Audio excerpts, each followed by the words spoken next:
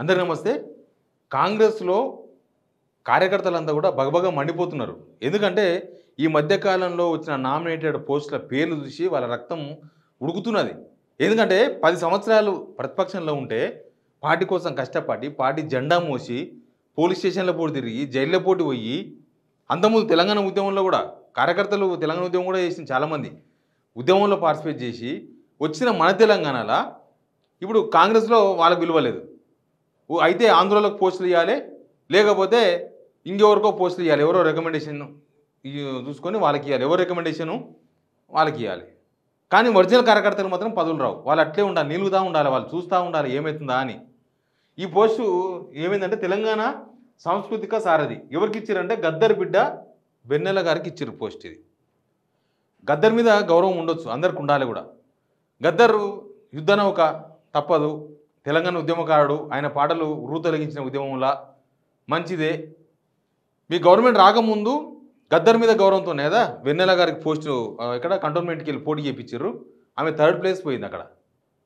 పోటీ మీరు అవకాశం ఇచ్చారు కదా, గద్దర్ మీద గౌరవంతో. లేకపోతే వెన్నెల ఏమన్నా కాంగ్రెస్ పార్టీ కార్యకర్తనా, లేకపోతే కాంగ్రెస్ పార్టీ కోసం ఏమన్నా చేసినారా? గద్దర్ కూడా కాంగ్రెస్ కోసం ఏం చేయలేదు. జస్ట్ వీళ్ళు ఓటు బ్యాంక్ కోసం గద్దర్ను ఉపయోగించుకునే ప్రయత్నం చేసినారు. పాపం ఆయన అంతలోనే చనిపోయాడు. ఇక మిగతా వ్యవహారం అంతా ఇది జరుగుతున్నది. ఇప్పుడు ఏమైంది, వీళ్ళ గవర్నమెంట్ రాకముందు కంటోన్మెంట్ ఎమ్మెల్యే టికెట్ ఇచ్చారు. తర్వాత గద్దర్ పేరు మీద అవార్డులు పెట్టారు. గద్దర్ మీద గౌరవంతో ఇదంతా కూడా మంచిదే. అది కూడా సినిమా వాళ్ళకు ఇచ్చే నంది అవార్డ్స్ ప్లేస్లో గద్దర్ అవార్డ్స్ పెట్టారు. వాళ్ళు యాక్సెప్ట్ చేసారో లేదో సినిమా వాళ్ళు, కానీ గవర్నమెంట్ అయితే పెట్టింది. ఆడికి అయిపోకుండా ఇప్పుడు వెన్నెల గారికి పోస్ట్ ఇచ్చారు, తెలంగాణ సాంస్కృతిక సారథి. సాంస్కృతిక సారథి అంటే పాటలు పాడేతోళ్ళే అనేది వీళ్ళు డిసైడ్ అయినమాట. అంతకుముందు అంటే రసమై బాలకిషన్కి ఇచ్చిర్రు. ఆయనకి ఎందుకు ఇచ్చిర్రు? ఆయన తెలంగాణ ఉద్యమంలో ధూమ్ధామ్ లాంటి ప్రోగ్రాం తీసుకొని మొత్తం ఉద్యమాన్ని నడిపించినోడు. సేమ్ టైం ఆయన బీఆర్ఎస్ కార్యకర్త కాబట్టి ఇచ్చుకున్నారు. కానీ మేడం కాంగ్రెస్ కార్యకర్త కాదు. సేమ్ టైం ఆమెకి ఇచ్చిన అవకాశాన్ని ఓడిపోయింది. గద్దర్ పేరు మీద ఆల్రెడీ మీరు 2 సార్లు గౌరవించారు. అయినా సరే ఎవ్వరు లేనట్టు వెన్నెల గారికి ఇచ్చారు. నిజంగా ఈ పోస్ట్ వచ్చిన తర్వాత కాంగ్రెస్లో చాలామందికి కుత ఉడికిపోయారు అందరూ. అరే మేమందరం ఏం చేస్తున్నాం, నాకు అర్థం కాలే, మా పని ఏంది, మా కథ ఏంది, మేము ఇన్ని సంవత్సరాలు కష్టపడితే ఏమవుతుంది అని. అసలు దానిలో ప్రిఫరెన్స్ ఏందో తెలుస్తలేదు. వీళ్ళ ప్రిఫరెన్స్ ఏంది, ఎందుకు ఇస్తారు, ఎవరు ఇప్పిస్తున్నారు పోస్టులు, ఎవరు ఇప్పిస్తున్నారంటే వీళ్ళు ఇప్పిస్తున్నారు పోస్టులు. ఈయన వచ్చేసి కొప్పుల రాజు కాంగ్రెస్ గాంధీ భవన్లో అడితే చెప్తారు ఆయన కాంగ్రెస్ పట్టిన బూజు అంటారు. ఆయన ఆంధ్ర వైజాగ్, ఆయన కాంగ్రెస్ లీడర్ ఢిల్లీలో. ఆయన ఇంకో ఈ మేడం కూడా ఆంధ్ర బ్రాహ్మణ్, కోట నీలిమ మేడం పేరు. సనత్నార్లో పోటీ చేసి ఓడిపోయినా సరే కానీ ఆమెకి అంత ప్రిఫరెన్స్ ఉండదు. ఇంకా మొత్తం అసలు మొన్న రాహుల్ గాంధీ బోయినపల్లిలో మీటింగ్ పెడితే ఆ బోయినపల్లి మీటింగ్ మొత్తం ఈమెనే ఇన్ఛార్జ్. రాహుల్ గాంధీ తర్వాత ఈమెనే ఆ స్టేజ్ మేనేజర్ మొత్తం. ఇప్పుడు మహారాష్ట్రలో ఒక కాన్స్టిట్యున్సీకి ఇన్ఛార్జు. ఇట్లా నడుస్తున్నది. అసలు ఏంది మేడం కాంగ్రెస్ పార్టీ కోసం చేసినవి ఏమున్నది? కోట నీలిమ గారు కాంగ్రెస్ పార్టీ కోసం ఏం చేసిండ్రంటే ఏం చేయలేదు. ఓడిపోయినరు, అయినా సరే ప్రిఫరెన్స్ తగ్గదు.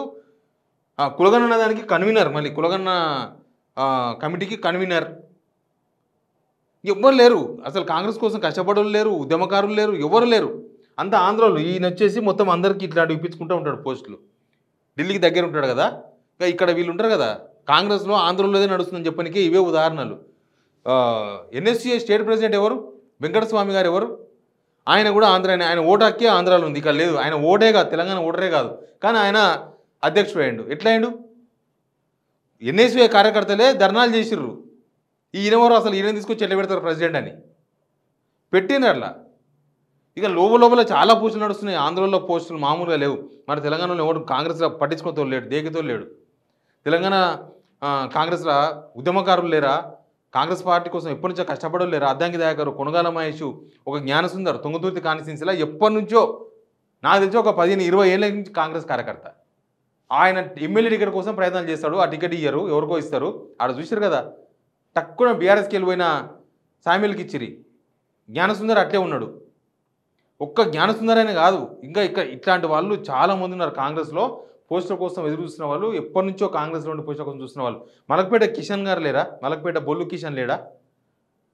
ఆయన పార్టీ జనరల్ సెక్రటరీ పనిచేసిండు 10 సంవత్సరాలు. మరి ఏమైందో ఏమో, ఇట్లాంటి వాళ్ళందరినీ పక్కన పడేసి కేవలం ఆంధ్ర రికమెండేషన్లు లేకపోతే ఆంధ్రోలు చెప్తేనే పదవులు. ఈ తెలంగాణ ఉద్యమం క్వాలిఫికేషన్ కాదు. ఉద్యమంలో దెబ్బలు తిన్నది క్వాలిఫికేషన్ కాదు. పోలీస్ స్టేషన్‌లో పోటీ ఈ 10 సంవత్సరాలు బీఆర్ఎస్ గవర్నమెంట్‌లో పోలీస్ స్టేషన్‌లో పోటీ పోయింది. అది కాదు. జెండా ఈడ కాయగాస్తలు భుజాన కాయగాస్తలు జెండా కర్ర మోసినోడు క్వాలిఫికేషన్ కాదు. కార్యకర్తలు ఎందుకొచ్చిందిరా మా గవర్నమెంట్ రాకపోతేనే మంచిగా మాకు వాల్యూ ఉంటుండే. గవర్నమెంట్ వచ్చినాక ఏంది మా పరిస్థితి అని అందరూ బాధపడుతున్నారు గవర్నమెంట్ వచ్చినందుకు. అసలు మొన్న ఇచ్చిన 44 పోస్టులు ఇచ్చారు నామినేటెడ్ పోస్టులని. ఆ 44లో సగం మంది గాంధీ భవన్ మెట్లు అప్పుడు ఎక్కలే, ఇప్పుడు ఎక్కలే. అసలు గాంధీ భవన్ మెట్లు ఎక్కలే. వాళ్ళకి కాంగ్రెస్ సిద్ధాంతం తెలియదు. గాంధీ భవన్ ఏ మూలకి ఏముందో కూడా తెలియదు. నిన్న మొన్న నార్సింగి ప్లస్ గుడిమాల్ కపూర్ మార్కెట్ కమిటీలు వేసారు. ఇంకా కొన్ని మార్కెట్ కమిటీలు వేసారు. ఆ మార్కెట్ కమిటీలలో అసలు కాంగ్రెస్ సభ్యత్వం కూడా లేదు. కాంగ్రెస్ కండువ కూడా కప్పుకోలేదు. వాళ్ళకి ఇచ్చారు పదవులు. ఎవరు వాళ్ళంటే ఎమ్మెల్యే ప్రకాష్ గౌడ్ ఎంబడి వచ్చిన వాళ్ళకి ఇచ్చారు. వాళ్ళు ఎవరో బయటకు వచ్చి ఆరోపణ చేస్తున్నారు. 50 లక్షల రూపాయలకు ఒక పోస్టు అమ్ముకున్నారు వీళ్ళని. ఎందుకు అమ్ముకున్నారు కానీ వాళ్ళ ఆరోపణ 50 లక్షల రూపాయలకు పోస్ట్ అమ్ముకున్నారని. ఆయన ఎంబడి ప్రకాష్ గౌడ్ ఎంబడి ఇచ్చినందుకు వీళ్ళు మొన్నటిదాకా వీళ్ళ మీదే కొట్లాడినారు కాంగ్రెస్ కార్యకర్తలు. ఇప్పుడు కాంగ్రెస్ కార్యకర్తలు అట్లే ఉన్నారు. వీళ్ళు మాత్రం మళ్ళీ పదవులకు వచ్చేసారు. 10 సంవత్సరాలు అనుభవించారు, అధికారం అనుభవించారు వాళ్ళు. చివరిలో అట్లే జరిగింది. గద్వాల కృష్ణమోహన్ రెడ్డి మనుషులకు మార్కెట్ కమిటీ చైర్మన్ ఇచ్చారు. ఆడన్న కాంగ్రెస్ కార్యకర్తలకు ఏమి ఇవ్వలేదు. కనీసం పోటీ చేసి ఓడిపోయిన సరితా తిరుపతి యాదవ్ వాళ్ళ అనుచరులకు కూడా ఇవ్వలేదు పోస్టు. ఇట్లా మొత్తం కూడా ఒరిజినల్ కాంగ్రెస్ కార్యకర్తల రక్తం మరుగుతున్నది. ఏంది అసలు మా పార్టీ ఏంది, మా కథ ఏంది, మా సిద్ధాంతం ఏంది, ఏమవుతుంది, మా బతుకు ఇట్లెందుకు చేస్తున్నారు వీళ్ళని. గవర్నమెంట్ వచ్చినందుకు బాధపడుతున్నట్టు అర్థం చేసుకోండి. వీళ్ళు ఏం చేసినట్టే పదవులు వచ్చినాయి, మేము మంత్రులమైనాం, మా వాళ్ళు ముఖ్యమంత్రి అయినారు, అయిపోయింది. ఇంకా మాకేం సంబంధం లేదు. అసలు వీళ్ళు ముఖ్యమంత్రులు అయింది లేకపోతే వీళ్ళు మంత్రులు అయింది, ఎమ్మెల్యేలు అయింది వీళ్ళ కష్టంతోనే. ఆ కార్యకర్తల కష్టంతోనే ఎమ్మెల్యేలు అయినారు. కానీ ఇప్పుడు ఆ కార్యకర్తలతో పట్టింపు లేదు. ఆ కార్యకర్తలు వద్దు కాంగ్రెస్కి. కాంగ్రెస్ పార్టీ 10 సంవత్సరాలు కష్టపడ్డ కార్యకర్తలు అందరినీ తీసి పక్కన పడేసారు. వేసి ఎవరెవరికో పదవులు ఇస్తున్నారు, ఎవరెవరికో ఇట్లాంటివి అనవసరం. గద్దర్ బిడ్డ అయితే మీరు గౌరవించారు, ఆల్రెడీ గద్దర్కు గౌరవించారు, గద్దర్ బిడ్డను గౌరవించారు, అయినా సరే మళ్ళీ పోస్టు. ఇంకా ఎవరెవరికో పోస్టులు కూడా నీలిమ గారు ఇంకో సనత్నాథ్ ఇన్ఛార్జి ఈమె ఆంధ్రామే. ఇట్లా నడుస్తుంది కాంగ్రెస్లో మొత్తం కూడా. కార్యకర్తలు అయితే రగిలిపోతున్నారు. ఏంది మా జీవితం ఇట్లా చేసారు, వీళ్ళు మమ్మల్ని నాశనం చేసారు, మేము కష్టపడే దీనికోసమా, అసలు ఈ తెలంగాణ వచ్చింది దేనికోసం అది ఆలోచిద్దాం. తెలంగాణ వచ్చిన తర్వాత కూడా ఇంకా ఆంధ్రలో నడపాలన్నా కాంగ్రెస్ని. తెలంగాణ వచ్చిన తర్వాత కూడా ఆంధ్రలతోనే నడిపించాలన్నా మొత్తం కాంగ్రెస్ని. అట్లే ఉన్నది మొత్తం. ఇంపార్టెంట్ పోస్టులు, యాక్టివ్ ఉండే పోస్టులు, లేకపోతే ఇంపార్టెన్స్ మొత్తం ఆంధ్రలో చెప్పిన వాళ్ళకు లేకపోతే ఆంధ్రలోకే పోస్టులు ఇస్తే తెలంగాణ కాంగ్రెస్ కూడా ఏం కావాలి. వాళ్ళంతా వాళ్ళ రక్తం మరిగిపోతున్నది. ఏమవుతుందో కానీ వాళ్ళంతా మసిలిపోతున్నారు. చూద్దాం ఏం జరుగుతుందో. Please subscribe signal TV.